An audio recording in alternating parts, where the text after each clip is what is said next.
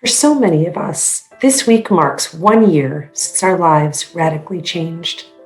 It's been a painful year filled with separation from loved ones, disruptions and cancellations, and for so many, economic hardship, disease, and even death.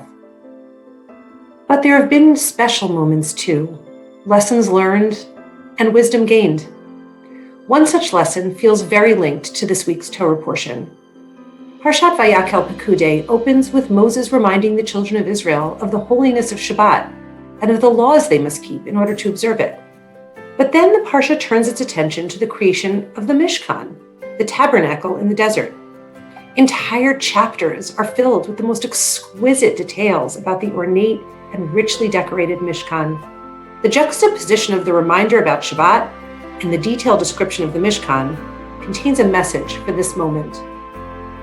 The great Rabbi Abraham Joshua Heschel famously wrote that Judaism sees time, not space, as holy.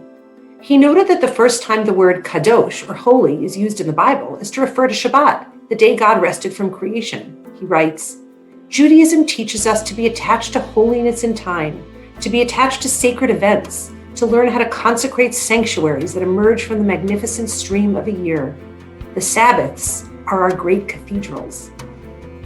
1 year into this pandemic, we all have a deeper understanding of the holiness of time. We have been evicted from so many of the spaces that were central to our lives in the before. Our synagogues, the homes of friends and family, theaters, stadiums, coffee shops, and so much more. But miraculously, we figured out how to consecrate time without those spaces. Our lives slowed down, and we spent more time talking, reading, cooking, playing games together.